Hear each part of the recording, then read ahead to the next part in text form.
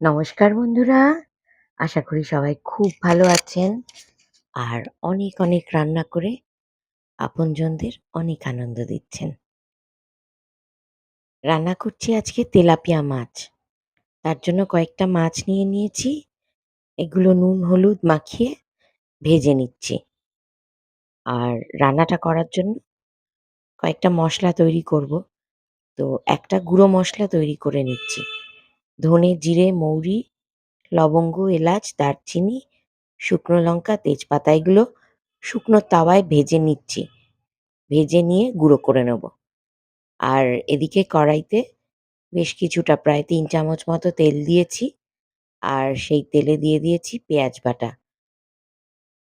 একটা বড় পেঁয়াজ মিক্সিতে ভালো করে ব্লেন্ড করে নিয়েছি। সেটাই দিয়ে দিলাম। এবার দিয়ে দিলাম এর মধ্যে খানিকটা লবণ, স্বাদ মতো লবণ আরকি। ওই আ 1/2 টিস্পুন। আর দিলাম 1/4 টিস্পুন হলুদ গুঁড়ো। এবার ভালো করে এই পেঁয়াজ বাটাটাকে একটু কষিয়ে নিতে হবে তেলে। আঁচটা এই সময় একদম হাই ফ্লেমে থাকবে। একটু একটু কষানো হয়ে আসলে এর মধ্যে দিয়ে দিচ্ছি আদা, রসুন, লঙ্কা বাটা। আদা, রসুন, লঙ্কা একসঙ্গে বেটে নিয়েছি। এর মধ্যে ১ ইঞ্চি আদা, প্রায় ৭-৮ টা রসুন আর ৭-৮ টা কাঁচা লঙ্কা নিয়েছিলাম। নিয়ে একসঙ্গে মিক্সিতে ভালো করে ব্লেন্ড করে নিয়েছি। এবার পুরোটা একসঙ্গে কষিয়ে নেব। আর এদিকে মিক্সির বাটিতে নিয়ে নিয়েছি ২ টো টমেটো। টমেটোগুলো এমনি রাফলি কেটে নিয়েছি। এগুলো এবার মিক্সিতে ব্লেন্ড করে নেব। ব্লেন্ড করে একটা টমেটো পেস্ট বানিয়ে নেব। টমেটোগুলো আ ওই মিক্সিতে যখন আমি আ আদা, রসুন, লঙ্কা বেটেছিলাম ওটা আর ধুইনি। ওর মধ্যেই টমেটোগুলো বেটে নিচ্ছি। মসলা ভাজা, ভাজা হয়ে আসছে। আস্তে, আস্তে তেল ছেড়ে বেরিয়ে আসছে। আবারও ভালো করে নাড়াচাড়া করে নিয়ে এর মধ্যে এবার দিয়ে দেব টমেটো বাটা। টমেটো বাটাটা দিয়ে দিলাম। এবার ভালো করে আবারও কষাতে হবে।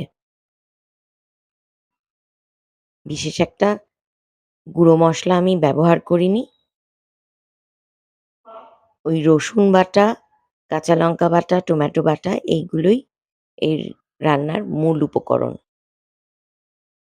তেলাপিয়া মাছ একটু কষিয়ে রান্না করলে খুব ভালো লাগে খেতে। একটু ভারী মাছ তো, ফ্লেশ গুলো ভালো। তাই জন্যে একটু কষিয়ে, কষিয়ে রান্না করতে হবে। দিয়ে দিলাম একটু ওই 1/4 টিস্পুন পরিমাণের কাশ্মীরি লঙ্কার গুঁড়ো। এটা দেওয়ার কারণ হচ্ছে একটু রংটা লালচে, লালচে হবে তাই জন্যে। তাই তেলাপিয়া মাছ একটু আ রিচ করে রান্না করতে হয়। একটু ভারী মশলায় ভালো লাগে খেতে। মশলা প্রায় কষিয়ে এসেছে, দিয়ে দিলাম এর মধ্যে সামান্য চিনি। একটু চিনি দিলে টমেটো দেওয়া আছে, স্বাদটা একটু ব্যালেন্সড হয়। যাই হোক ভালো করে একটু কষিয়ে নিতে হবে। একদম তেল ছেড়ে বেরিয়ে আসা পর্যন্ত। এর মধ্যে একটু গরম মসলাও দেওয়া যায়, তবে আমি দেইনি। আপনারা চাইলে দিতে পারেন। ব্লেন্ডারের বাটি ধুয়ে সামান্য একটু জল দিয়ে আবারও একটু কষিয়ে নেব। আর একটু কষিয়ে নেওয়া হয়ে গেলে তারপরে একটু গরম জল দেব, যেটা আরকি ঝোলের পরিমাণটা ঠিক করবে। ঝোলটা আপনারা বেশি ঝোল খেতে চাইলে একটু জলটা বেশি দেবেন, আর কম ঝোল খেতে চাইলে একটু কম দেবেন।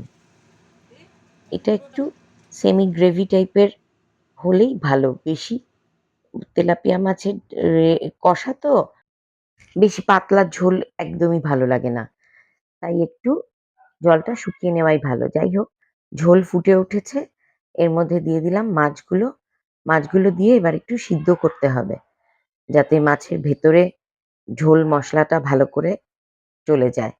তা নাহলে মাছটা খেতে একদম শুখা, শুখা রুঠা, রুঠা লাগবে আরকি। ভালো লাগবে না। রেসিপিটা পছন্দ হলে একটা লাইক আর শেয়ার করতে অবশ্যই ভুলবেন না। আর YouTube থেকে যারা দেখছেন তারা প্লিজ চ্যানেলটাকে সাবস্ক্রাইব করে নেবেন। ফেসবুকে যে বন্ধুরা এখনো পেজটা ফলো করেননি তাদের কাছে একান্ত অনুরোধ, ভিডিওটি দেখার সময় চ্যানেলটিকে একটু ফলো করে নেবেন। আপনারা পাশে থাকলে, কমেন্ট করলে আমি নতুন, নতুন ভিডিও করার খুবই উৎসাহ পাই। তাই আপনাদের কাছে একান্ত অনুরোধ, চ্যানেলটিকে সাবস্ক্রাইব করে প্লিজ পাশে থাকবেন। আমাদের তেলাপিয়া মাছের কষা প্রায় তৈরি হয়ে এসেছে। দিয়ে দিয়েছি কয়েকটা কাঁচা লঙ্কা। এবার আমরা নামিয়ে নেব। খুবই সুস্বাদু খেতে। মাঝে, মাঝে এরকম তেলাপিয়া মাছের কষা খাওয়া যেতেই পারে। এইভাবে ঝাল, ঝাল একটু রসুন পেঁয়াজ দিয়ে রান্না করলে খুবই ভালো লাগে। পুরো ভিডিওটা দেখার জন্য আপনাদের অনেক ধন্যবাদ। আর অবশ্যই আপনারা কমেন্ট করে আমাকে জানাবেন আপনাদের কেমন লাগলো এই রেসিপি। আবারও নতুন কোনো রান্নার ভিডিও নিয়ে আপনাদের সাথে দেখা হবে। আপনারা খুব ভালো থাকবেন, খুব আনন্দে থাকবেন আর অবশ্যই কমেন্ট করবেন।